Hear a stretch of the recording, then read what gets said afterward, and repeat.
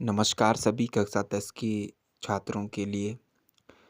Dust of snow Robert Frost की कविता। Dust of snow का विषय प्रकृति की परिवर्तन की क्षमता है, जिससे यह भी शामिल है कि यह किसी के दृष्टिकोण और नज़रिए को कैसे बदल सकता है। कौवा और हेमलॉक का पेड़ दोनों को अशुभ माना जाता है। इसके मूड को पछतावे से खुशी में बदल देता है। आइए जानते हैं रॉबर्ट फ्रॉस्ट के बारे में। One of the most celebrated figures in American poetry, Robert Frost was the author of numerous poetry collection, including New Hampshire, Henry Holt and Company, 1923. Born in San Francisco in 1874, he lived and taught for many years in Massachusetts and Vermont. He died in Boston in 1963.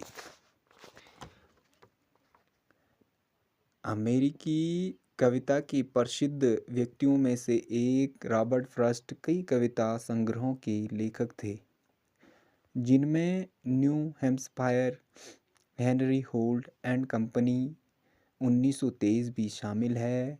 1874 में San Francisco में उनका जन्म हुआ था।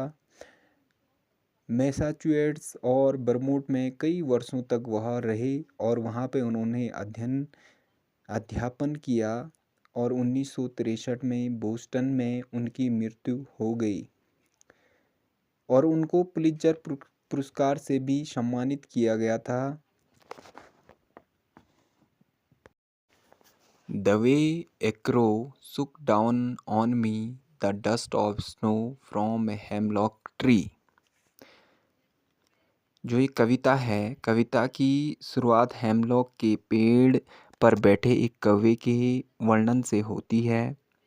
Speaker बर्फीले जंगल से गुजर रहा है जब अचानक एक कौवा हेमलॉक पेड़ से बर्फ को हिलाता है और जिससे स्पीकर पर बर्फ की धूल गिर जाती है, जिसे वक्ता मनोदशा में वर्णित करता है जो उसके दिन को बदल देता है।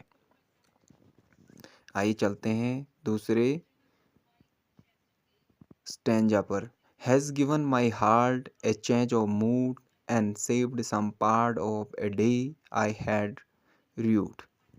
दूसरा छंद जो है वक्ता के पिछले मूड को निराशा और थकान के रूप में वर्णित करता है। हालांकि गिरने वाली बर्फ वक्ता के लिए अचानक परिवर्तन पैदा करती है, क्योंकि वे पल की सुंदरता और सादगी को पहचानते हैं। तब वक्ता अनुभव के परिणाम स्वरूप हल्का और आनंदित महसूस करने का वर्णन करता है।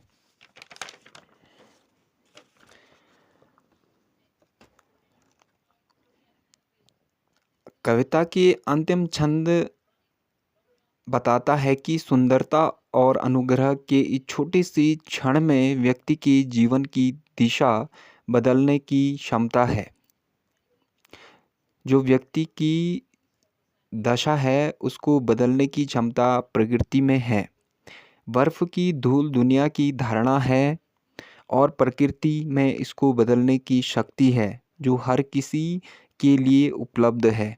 हमारे जीवन में सबसे अंधेरे और सबसे कठिन क्षणों में भी हम सुंदरता की छोटे और अप्रत्याशित क्षणों में भी सांत्वना और आशा पा सकते हैं। धन्यवाद सभी विद्यार्थियों को। ऐसी ही और वीडियो पाने के लिए सब्सक्राइब, लाइक तथा शेयर अवश्य करें। धन्यवाद।